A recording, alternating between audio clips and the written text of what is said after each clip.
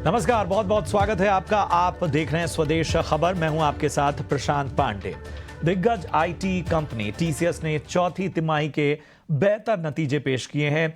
आय अनुमान के मुताबिक रही, जबकि मुनाफा और मार्जिन बेहतर रहे।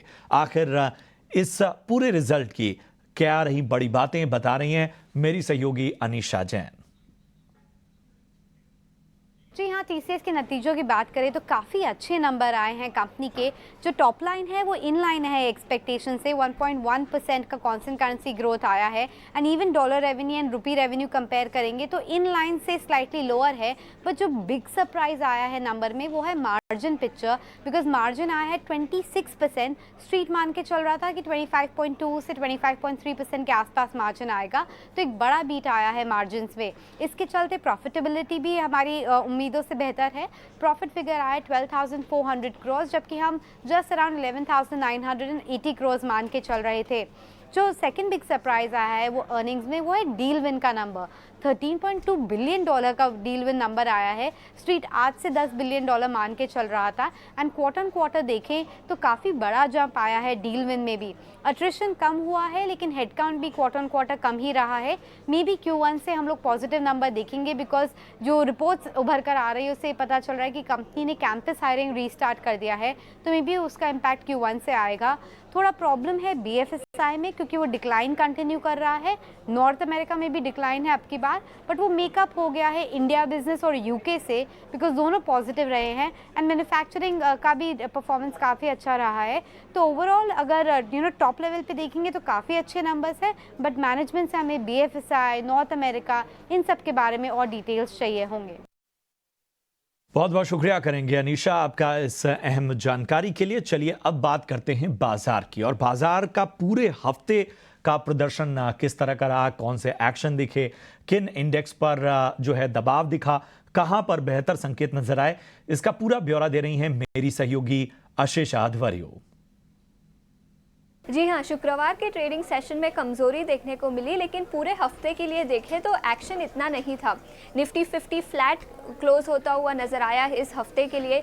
निफ्टी मिड कैप इंडेक्स में 0.1% की तेजी देखने को मिली और स्मॉल कैप इंडेक्स में भी करीब आधे से 1% की तेजी इस हफ्ते के लिए देखने को मिली।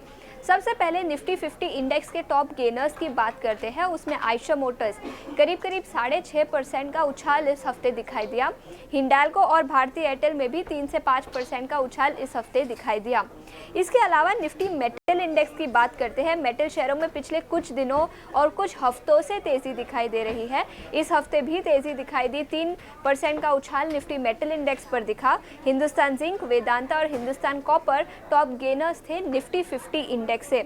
इसके अलावा निफ्टी रियल्टी इंडेक्स की भी बात करते हैं। रियल्टी स्टॉक्स ने काफ़ी अच्छा प्रदर्शन किया है इस साल। निफ्टी 50 इंडेक्स में 1.5% की तेजी दिखाई दी। गोदरेज प्रॉपर्टीज, फीनिक्स मिल्स और ब्रिगेड एंटरप्राइजेस टॉप गेनर्स थे निफ्टी रियल एस्टेट इंडेक्स के। इसके अलावा लूजिंग साइड पर निफ्टी फार्मा इंडेक्स था, जिसमें करीब 2% की गिरावट इस हफ्ते दिखाई दी। ग्रैन्यूल्स में करीब 7% की गिरावट। इसके साथ साथ जाइडस लाइफ और सन फार्मा भी टॉप लूजर्स थे निफ्टी फार्मा इंडेक्स में। ऑल इन ऑल इस हफ्ते में ज़्यादा एक्शन नहीं था, लेकिन मेटल्स और रियल एस्टेट ने मजबूती दिखाई और निफ्टी फार्मा लोअर साइड पे बंद होता हुआ नजर आया। बहुत बहुत शुक्रिया करेंगे आशीषा आपका इस अहम जानकारी के लिए। बढ़ते हैं आगे। बड़े निवेशकों के पोर्टफोलियो पर सबकी नजर रहती है। पिछली एक तिमाही में बड़े निवेशकों के पोर्टफोलियो में क्या बदलाव हुए, जानते हैं हमारे सहयोगी शरद दुबे से। शरद, बताएं। जी बिल्कुल, मार्की इन्वेस्टर्स की बात करें तो जो शेयर होल्डिंग पैटर्न चेंजेस हुई है उसको हमने एनालाइज किया है, और बड़े दिग्गज जो इन्वेस्टर्स हैं उनके पोर्टफोलियो में क्या चेंजेस आए हैं, अहम चेंजेस, उस पर हम फोकस करते हैं। सबसे पहला जो है पोर्टफोलियो वो है मुकुल महावीर अग्रवाल का। सूर्य रोशनी में जो है कोई चेंजेस नहीं आए, लेकिन जो कंपनी है सांगी इंडस्ट्रीज़, यहाँ पे उनका स्टेक जो है 1% से कम या कंप्लीट एग्जिट हो चुका है। Dhabriya Pollywood small cap company, यहाँ पे उन्होंने अपनी स्टेक बढ़ाई है, लगभग 1% से ज़्यादा का स्टेक बढ़ाया और उनका स्टेक लगभग 4% हो जाता है। दूसरे बड़े इन्वेस्टर अनिल कुमार गोयल के अगर पोर्टफोलियो की बात करें तो स्पोर्ट किंग इंडिया करके कंपनी है जहां पे 75 बेसिस पॉइंट से जो है उनका स्टेक बढ़ा है। वही द्वारिकेश इंडस्ट्रीज और स्टार पेपर मिल्स, ये दोनों स्टॉक में जो है उनकी जो है स्टेक में गिरावट देखने मिली है। और इम्पोर्टेंटली द्वारिकेश शुगर में तो ऑलमोस्ट 1.86% का स्टेक गिरा है। आशीष कचोलिया के जो दो कंपनीज़ हैं आपके ब्रांड कॉन्सेप्ट्स और वैभव ग्लोबल, इन दोनों ही कंपनी में जो है उनकी स्टेक बढ़ी है लगभग 10 से लेकर 20 बेसिस पॉइंट्स तक। वही एस इन्वेस्टर विजय केडिया, इनके बारे में कहें तो यहाँ पे थोड़ी सी मुनाफा वसूली देखने मिली है। आप सियाराम सिल्क मिल और पटेल इंजीनियरिंग, ये दो स्टॉक्स में, दोनों ही स्टॉक्स में 10 बेसिस पॉइंट से का जो है गिरावट देखने मिला है इनके होल्डिंग में।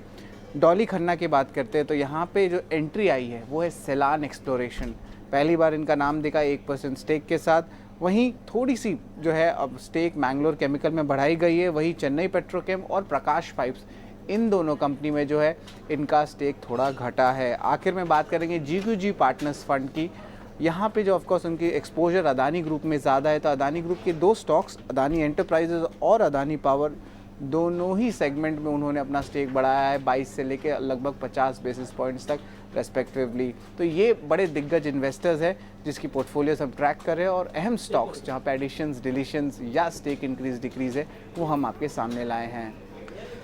शुक्रिया करेंगे शरद आपका इस अहम जानकारी के लिए। बढ़ते आगे, ऊर्जा मंत्रालय क्षमता विस्तार की मेगा योजना पर काम कर रहा है। ईटी नाउ स्वदेश को सूत्रों से मिली जानकारी के मुताबिक नई सरकार के पहले 3 महीने में 50,000 मेगावाट क्षमता की ट्रांसमिशन प्रोजेक्ट्स को मंजूरी मिल सकती है। पूरी जानकारी दे रहे हैं मेरे सहयोगी प्रकाश प्रियदर्शी। देखिए, नई सरकार के शुरुआती 3 महीने के दौरान पावर सेक्टर की अगर आप बात करें तो कई बड़े फैसले देखने को मिल सकते हैं। सूत्र हमें बता रहे हैं कि ऊर्जा मंत्रालय ने सरकार के शुरुआती 100 दिनों का जो एजेंडा तैयार किया है उसमें पावर सेक्टर में एक्सपेंशन बढ़ाने के मकसद से कई इंपॉर्टेंट प्रस्ताव जो हैं वो शामिल किए हैं, जिसके हिसाब से शुरुआती 3 महीने के दौरान ट्रांसमिशन सेक्टर की अगर आप बात करें तो करीब 50,000 मेगावाट की कैपेसिटी के जो ट्रांसमिशन प्रोजेक्ट्स हैं उसको अप्रूव करने की योजना तैयार की गई है। इसके अलावा 3,000 मेगावाट की कैपेसिटी के नए थर्मल प्रोजेक्ट्स जो हैं उनको ऑपरेशनलाइज किया जाएगा। करीब 8,000 मेगावाट के जो थर्मल प्रोजेक्ट्स हैं उनके लिए कॉन्ट्रैक्ट जारी किया जाएगा। करीब 3700 मेगावाट के पंप स्टोरेज प्रोजेक्ट्स हैं उनके लिए भी कॉन्ट्रैक्ट जारी करेगी ऊर्जा मंत्रालय।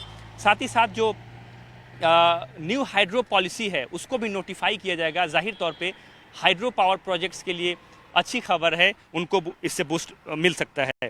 साथ ही साथ किसानों के लिए भी अच्छी खबर है। जो प्रस्ताव ऊर्जा मंत्रालय ने तैयार किया है उसके हिसाब से देश भर में जितने भी एग्रीकल्चरल फीडर्स हैं उनको सेग्रीगेट किया जाएगा, अलग अलग किया जाएगा। वो इस बात को ध्यान में रखते हुए कि किसानों को खासकर दिन के समय में जो रिलायबल पावर है उस सप्लाई की जा सके, अनइंटरप्टेड पावर की सप्लाई की जा सके, उसकी योजना तैयार की गई है। साथ ही साथ अगर आप नज़र डालें तो ईवी चार्जिंग स्टेशंस के पॉइंट ऑफ व्यू से देखें तो काफ़ी इंपॉर्टेंट डिसीजंस हैं जो कि लिए जा सकते हैं। मसलन कि देश भर में ईवी चार्जिंग इंफ्रास्ट्रक्चर को बढ़ावा देने के मकसद से सरकार जो मौजूदा गाइडलाइंस हैं उसको रिवाइज कर सकती है, उसमें नए स्पेसिफिकेशन जोड़ेगी।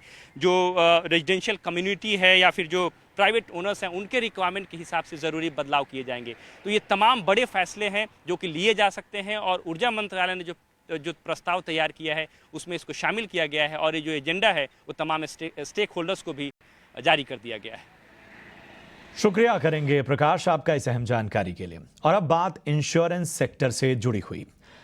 IRDAI चेयरमैन की इंश्योरेंस कंपनियों के प्रमुखों के साथ एक बैठक हुई और इसमें किन मुद्दों पर चर्चा हुई, मेरे सहयोगी अनुराग शाह जुड़ चुके हैं। अनुराग, बताएं आखिर इस बैठक से कौन सी बातें निकलकर सामने आई? इंश्योरेंस रेगुलेटर IRDAI चेयरमैन जो फोकस कर रहे हैं इंश्योरेंस कंपनियों के साथ मुलाकात में, उसमें 2 बड़े मुद्दे हैं। बीमा सुगम जो कि ऑनलाइन मार्केट प्लेस है, 1 point solution for all insurance need, insurance से जुड़ी हुई तमाम चीज़ें जो है वो बीमा सुगम के जरिए की जा सकेगी। एक प्लेटफॉर्म जो लॉन्च करने जा रहा है इंश्योरेंस कंपनियां और रेगुलेटर मिल के आने वाले वक्त के अंदर, उसका फोकस है। और दूसरा जो है हेल्थ इंश्योरेंस से जुड़े हुए मुद्दे हैं, बड़े मुद्दे, जिसमें कॉमन एम्पैनलमेंट है, जहाँ पर हॉस्पिटल्स जो होते हैं उनका करार इंश्योरेंस कंपनियों पे उसको किस तरह से स्टैंडर्डाइज किया जा सके, इसके अलावा स्टैंडर्ड प्रोटोकॉल ट्रीटमेंट किस तरह से तय किए जा सके और फ्रॉड्स पे लगाम लगाई जा सके। ये जो बड़े मुद्दे हैं जो इंश्योरेंस कंपनी और आईआरडीए के बीच में है। इसके अलावा जो ट्रीटमेंट होता है उसमें हॉस्पिटल जो पॉलिसी होल्डर्स होते हैं इंश्योरेंस पॉलिसी के, उनका एडमिशन जो हॉस्पिटल में होता है और डिस्चार्ज होता है तो अभी काफ़ी लंबा वक्त लग जाता है डिस्चार्ज के बाद पूरी प्रक्रिया को पूरा होने में, तो उसमें एक समानता लाने का भी मकसद है रेगुलेटर का। तो ये तमाम मुद्दे जो है इंश्योरेंस रेगुलेटर और आईआरडीए के बीच चर्चा में हैं। शुक्रिया करेंगे अनुराग आपका इस अहम जानकारी के लिए। मॉरिशस के रास्ते भारत में पैसा लगाने वालों को मिलने वाली राहत खत्म होने वाली है। भारत और मॉरिशस ने डबल टैक्सेशन में संशोधन के लिए प्रोटोकॉल साइन किए हैं। पूरी खबर पर ज्यादा जानकारी के साथ मेरे सहयोगी अंकुर मिश्रा जुड़ चुके हैं। अंकुर, बताएं आखिर क्या जानकारी मिल रही है? जी हाँ, भारत और मॉरिशस ने एक टैक्स ट्रीटी के अमेंडमेंट साइन किया है। सूत्र में यही बता रहे हैं कि जो DTAA यानी कि डबल टैक्स अवॉइडेंस एग्रीमेंट था उसको अमेंड कर दिया गया है। और आइडिया ये है कि जिस तरीके से कुछ इन्वेस्टर्स इस रूट का फ़ायदा उठाना चाहते थे उसको रोकना होगा। यहाँ पर 27 भी आर्टिकल को इंसर्ट किया गया है और इस आर्टिकल में बोला गया कि प्रिंसिपल पर्पस टैक्स को इंट्रोड्यूस किया जाएगा। इसका मतलब यही है कि आपका पर्पस क्या था जो इन्वेस्टमेंट करने का मॉरिशस रूट से, उसको चेक किया जाएगा और ये टैक्स अथॉरिटीज असेस करेंगी कि कहीं टैक्स अवॉइडेंस सोल रीजन तो नहीं था इन्वेस्टमेंट का। न सिर्फ ये आर्टिकल इंसर्ट किया गया है बल्कि जो प्रीएम्बल था टैक्स ट्रीटी का उसको भी चेंज किया गया है। ओवरऑल जो टैक्स अवॉइडेंस है उसको चेक किया जाएगा और साथ ही साथ ये देखना होगा कि इसका जो एप्लीकेशन है वो रेट्रोस्पेक्टिवली होता है या नहीं। ये डिटेल्स अभी सरकार की तरफ से आनी बाकी हैं और उसके बाद ही क्लियर हो पाएगा कि इसका जो असर है वो एफपीआईज पर खासकर कितना पड़ेगा। अगर हम मोटे तौर पर बात करें तो मॉरिशस चौथी बड़ी डेस्टिनेशन है एफपीआई के रूट से इन्वेस्टमेंट आने के लिए इंडिया में। यहाँ पर पिछले साल तक 4 लाख करोड़ से ज़्यादा का एफपीआई इन्वेस्टमेंट आया था। शुक्रिया करेंगे अंकुर आपका इस अहम जानकारी के लिए। बढ़ते हैं अगली अहम खबर की ओर। वोडाफोन आइडिया के एफपीओ को लेकर एक बड़ी खबर आ रही है। संस्थागत निवेशकों ने एफपीओ में निवेश का भरोसा दिलाया है। इस पर और ज्यादा जानकारी दे रहे हैं अनुराग जोशी। वोडाफोन आइडिया भारत का सबसे बड़ा follow on public offer launch करने वाला है। ये अगले हफ्ते अप्रैल 18 को ये लॉन्च होगा और सूत्रों ने ईटी नाउ स्वदेश को बताया है कि जो संस्थापक इन्वेस्टर्स हैं उनकी तरफ से इस इशू के लिए पूरी प्रतिबद्धता आ गई है और ये इशू के से पहले हुआ है। इसमें दोनों राष्ट्रीय और अंतर्राष्ट्रीय निवेशक हैं शामिल हैं और जो सॉवरेन वेल्थ फंड्स हैं उनसे भी कमिटमेंट्स आई हुई हैं। तो और जो इंस्टीट्यूशनल पोर्शन है ये इशू का वो पूरा कवर हुआ है और कुछ जो संस्थापक निवेशक हैं उन्होंने ये भी इच्छा जाहिर की है कि जो रिटेल पोर्शन अगर वो सब्सक्राइब नहीं होता है तो वो उस शॉर्टफॉल को भी उसकी भी भरपाई वो कर सकते हैं खरीद कर। तो ये अभी खबर मार्केट में आई है। अप्रैल 18 को ये इशू ओपन होगा और अप्रैल 22 तक ये चलेगा। उससे पहले एक एंकर इन्वेस्टर्स के लिए एक इशू ओपन 16 अप्रैल को होगा और इसके जो प्राइस रेंज है ये 10 से 11 रुपए है। अभी इशू से पहले कई नाम सामने आ रहे हैं लेकिन सबसे अहम खबर ये है कि जो इस इशू के ऊपर जो प्रश्न चिन्ह था कि ये सफल होगा कि नहीं, उसमें थोड़ी डाउट्स क्लियर हो रहे हैं और ये भी सामने आ रहा है कि जो निवेशक हैं वह इसको इशू में भागीदारी करने के लिए इच्छुक हैं। चलिए, और वोडाफोन आइडिया ने देश के सबसे बड़े एफपीओ का ऐलान तो कर ही दिया है जैसा हमने आपको बताया, लेकिन एफपीओ की डिटेल्स क्या हैं, पैसे का इस्तेमाल कहाँ होगा? शरद दुबे की ये रिपोर्ट देखिए। जी बिल्कुल, वोडाफोन आइडिया देश का सबसे बड़ा एफपीओ होगा। यहाँ पे जो साइज़ है 18,000 करोड़ का रहेगा। अब याद रखिए येस बैंक का 15,000 करोड़ का एफपीओ दिखा था 2020 में और ICICI बैंक का 10,000 करोड़ का आंकड़ा था 2007 में। इसके डिटेल्स के बारे में बताएं तो ये 18 अप्रैल को खुलेगा और FPO 22 अप्रैल को बंद होगा। प्राइस बैंड 10 से लेके 11 रुपये प्रति शेयर पे है। यहाँ पे लगभग 15 से लेके 20% डिस्काउंट में करंट मार्केट प्राइस पे चल रहा है। इस प्रोसीड्स की क्या यूसेज होगी ये इंपॉर्टेंट है। 12,750 करोड़ रुपए जो है एक्सपेंशन पे काम आएगा इंफ्रा और इक्विपमेंट का। अगर बात करें 4G को लेके और 5G का जो रोल आउट है उसमें भी ये रकम लगेगी। 2,175 करोड़ के अगर आंकड़े के बारे में बात करें तो ये जो स्पेक्ट्रम चार्जेस है, जो डेफर्ड स्पेक्ट्रम पेमेंट चार्जेस है उनमें लगेंगे, और जो बाकी का 3,075 करोड़ है ये जनरल कॉर्पोरेट एक्सपेंसेस में रहेगा। तो ये तो ब्रेकअप आपके प्रोसीड्स की हो गई। लेकिन लंबे समय के लिए जो है आप कह सकते हैं कुछ मॉनिटरेबल्स होते हैं जो लॉन्ग टर्म, यहाँ पे दो अहम चीज़ आती है। सबसे पहला आता है आरपू ग्रोथ, जो टैरिफ हाइक्स के कारण जो है देखने मिल सकती है, और इसके अलावा जो अनसर्टेनिटी आ रही है मॉरेटोरियम में, गवर्नमेंट की जो कन्वर्जन होगी, अगर पेमेंट नहीं हुआ तो इक्विटी में होगा या तो कंपनी सही समय पे कर देगी। तो मॉरेटोरियम इश्यूज़ का एक इम्पॉर्टेंट पार्ट है। और दूसरा ARPU ग्रोथ का। बड़े शेयर होल्डर्स के बारे में बता देते कि कंपनी में बड़े शेयर होल्डर्स कौन है। ग्रासिम का लगभग 7% स्टेक है और हिंडाल्को का 1.5% स्टेक है कंपनी में, और डिपम जो स्टेक है गवर्नमेंट का लगभग 32% का है। चलिए, तो ये तो आपने पूरा ब्यौरा जान लिया, लेकिन वोडाफोन आइडिया के FPO को लेकर हमारे एडिटर इन चीफ निकुंज डालमिया का आखिर क्या कहना है, आपको सुनवाते हैं। देखिए, वोडाफोन आइडिया में क्या समस्या थी। समस्या नंबर 1, इनका जो मार्केट शेयर है वो कम हो चुका है। इनका मार्केट शेयर इसलिए कम हुआ है बिकॉज जियो और भारती ने केपेक्स और सर्विसेज की वजह से कस्टमर का जो माइंड शेयर है उसको जीता है।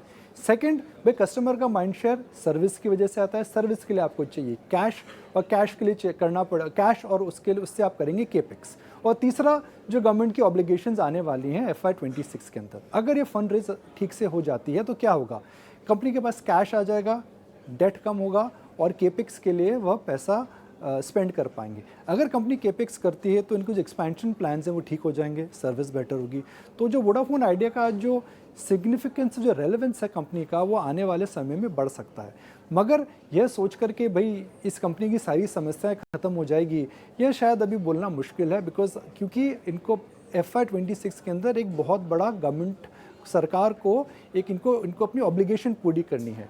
हो सकता है उसका भी कोई सोल्यूशन निकले। मगर हम कुछ शॉर्ट टर्म की बात करते हैं तो 10 रुपये पे अगर आप शेयर ले रहे हैं तो उसकी 10 रुपये पे एक आपको इसको एक ऑप्शन वैल्यू के हिसाब से ट्रीट करना चाहिए, और ये सोचना चाहिए क्या फंड रेज के बाद इसमें पैसा आएगा जिससे सर्विस ठीक होगी, और इस कंपनी की जो करंट विजिबिलिटी है और जो करंट इंपॉर्टेंस है क्या वो बढ़ सकती है। इस स्टॉक को कभी भी EPS या फिर आप ट्रेडिशनल पैरामीटर से नहीं देख सकते हैं, इसको एंटरप्राइज वैल्यू से आपको देखना पड़ता है, जिसमें अगर डेट कम होता है, इक्विटी ऊपर जाती है, सर्विस ठीक होती है, तो इस कंपनी का रेलेवेंस बढ़ सकता है। चलिए, तो ये पूरा ब्यौरा हमने आपके सामने रखा, खास विश्लेषण हमारे एडिटर इन चीफ निकुंज डालमिया का भी आपने सुना। यहाँ एक ब्रेक के लिए रुकेंगे, ब्रेक के उस पार लौटेंगे तो भारत में टेस्ला की एंट्री पर एक खास चर्चा करेंगे। हमारे साथ खास एक्सपर्ट भी जुड़ेंगे, आप बने रहिए हमारे साथ।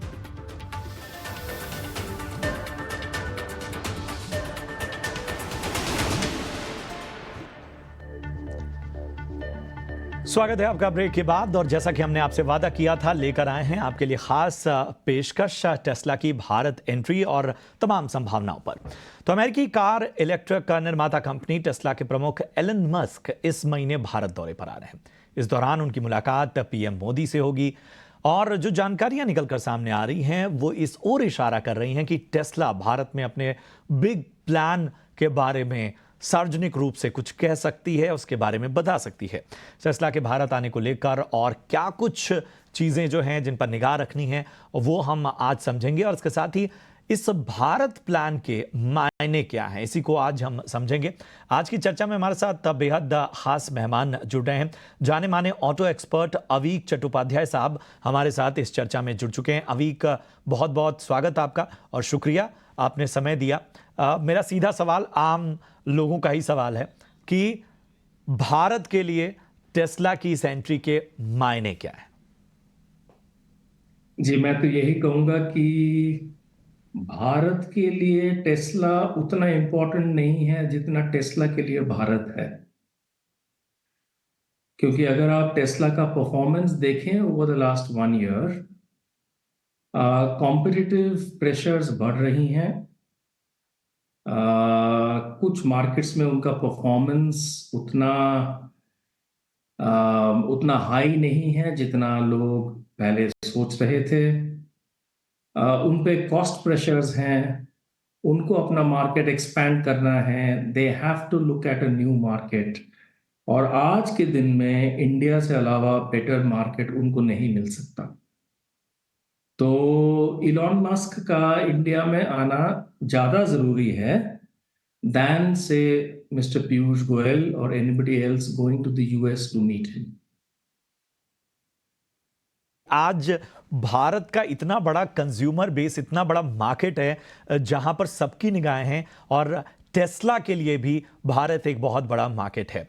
अगर हम पूरी ईवी इंडस्ट्री को अभी समझना चाहें, हम हैं किस स्टेज में, और जाहिर सी बात है कि टेक्नोलॉजी ट्रांसफ़र, या फिर हम देखते हैं कि बहुत वक्त से हम इसमें इवॉल्व होने की कोशिश कर रहे हैं। अभी भी वैकल्पिक जो स्रोत हैं उनकी ओर देखा जा रहा है। आपके लिहाज से भारत अभी किस स्टेज में है, और ख़ास तौर पे ऐसी इंटरनेशनल गाड़ियों के लिए हम कितने तैयार हैं? देखिए, मैं कहूँगा कि भारत फिलहाल इलेक्ट्रिफिकेशन में या इलेक्ट्रिक मोबिलिटी में स्टेज 2 पे है। स्टेज 1 क्या था? स्टेज 1 वही था कि जब पॉलिसी मेकर्स और इंडस्ट्री और जो लार्जर मोबिलिटी इकोसिस्टम है वो डिसाइड करेगी कि हमें क्लीनर एनर्जी की तरफ बढ़ना है। और क्लीनर एनर्जी मतलब फिलहाल इलेक्ट्रिक, कल वो हाइड्रोजन भी हो सकता है या कुछ और भी हो सकता है। तो वो स्टेज 1 था। स्टेज 2 मतलब जहां हम देखते हैं कि जो लो हैंगिंग फ्रूट है उसमें इलेक्ट्रिफिकेशन हो, और वो फिलहाल भारत में हो रहा है।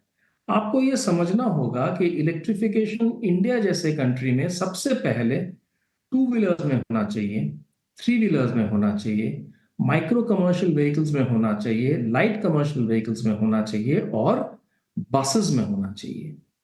ये 4 व्हीलर्स का जो हमारा एक फैसिनेशन है ना कि गाड़ियां इलेक्ट्रिक हो जाएंगी, इंडिया में गाड़ियों को इलेक्ट्रिक होने में अभी भी 10 से 12 साल लग जाएंगे।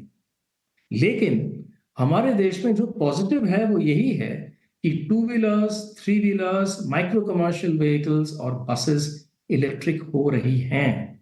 And that is to me the most positive sign of India moving towards clean energy. गाड़ियों में इलेक्ट्रिफिकेशन बाद में आएगा साहब, और उसमें भी सबसे पहले आपके फ्लीट्स में पहले आएगा, और उसके बाद इंडिविजुअल गाड़ियों में आएगा।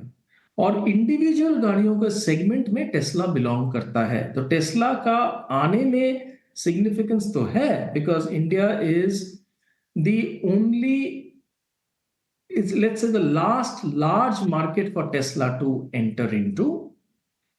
And at the same time India में जो इलेक्ट्रिफिकेशन का जो दौर चल रहा है वो एकदम सही रास्ते पे चल रहा है। 2 व्हीलर्स में हो, 3 व्हीलर्स में हो, पब्लिक ट्रांसपोर्ट में हो, उसके बाद हम 4 व्हीलर्स का देखेंगे। अब एक सामान्य जो कंज्यूमर होता है, और खासतौर पे भारत में पहले दाम तय किया जाता है कि भाई किस बजट की गाड़ी लेनी है। हम अक्सर चीप एंड बेस्ट की बात करते हैं। ऐसे में टेस्ला की एंट्री क्या मतलब इसे चुनौती के तौर पे नहीं देखना होगा बाकी ईवी जो कॉम्पिटिटर्स हैं या पेयर्स हैं? देखिए, टेस्ला एक पर्टिकुलर प्रोडक्ट कैटेगरी में बिलोंग करता है, और उसको हम लोग टिपिकली प्रीमियम या लग्जरी बोलते हैं। टेस्ला का जो चीपेस्ट गाड़ी है वो भी इंडिया में with all the benefits of lower taxation 40 lakh के करीब पड़ेगा, शायद 30 का पड़ जाए। 30 लाख की गाड़ी आज भी इंडिया में जितने लोग गाड़ियां खरीदते हैं, पिछले साल हम लोगों ने करीबन 42 लाख गाड़ियां बेची हैं। तो 42 लाख गाड़ियों में शायद 2 लाख गाड़ियां भी ना हो 30 लाख से ऊपर। तो मार्केट छोटा है। हाँ, मार्केट एक्सपैंड तभी होगा जबकि टेस्ला कॉन्शियसली एक चीपर व्हीकल की तरफ देखेगा फॉर द इंडियन मार्केट। क्योंकि आज जो कंपटीशन है फॉर टेस्ला वो टाटा नहीं है, वो महिंद्रा नहीं है, वो ह्युंडई भी नहीं है, वो मारुति भी कभी नहीं होगा, क्योंकि ये जो प्लेयर्स हैं वो प्ले करेंगे इन द मिडिल सेगमेंट, जो आपने करेक्टली बोला प्राइस बैंड्स, ये प्ले करेंगे आपके 10 लाख से 20 लाख के बीच के प्राइस बैंड में। उसमें भी 2 प्राइस बैंड्स हो जाएंगे, 10 से 15, 15 से 20। टेस्ला उसके ऊपर के प्राइस बैंड में प्ले करेगा, फिलहाल वो प्ले करेगा और वो compete करेगा अगेंस्ट से Audi, शायद Volkswagen के अगेंस्ट भी कर ले, BMW, Mercedes Benz, वो उनके अगेंस्ट compete करेगा। तो फिलहाल उसका जो सेगमेंट है वो काफी लिमिटेड है। वाकई अहम बात आपने कही अवीक, और ये सारी चीज़ें इस ओर इशारा कर रही हैं। संभावनाएं हैं, लेकिन संभावनाएं शायद टेस्ला के लिए ज़्यादा हैं। भारत की ज़मीन जो है वो उसकी आज की ज़रूरत है। बहुत बहुत शुक्रिया करेंगे अवीक आपका इस चर्चा में जुड़ने के लिए। बहुत शानदार विश्लेषण रहा। आगे भी हम और इलेक्ट्रिक व्हीकल पर कुछ बड़ी चर्चा करते हैं तो उसमें भी आप को आमंत्रित करेंगे। बहुत बहुत धन्यवाद हमसे जुड़ने का और इस खास विश्लेषण का। तो इस खास चर्चा में फिलहाल के लिए इतना ही। आप देखते रहिए ET नाउ स्वदेश। नमस्कार।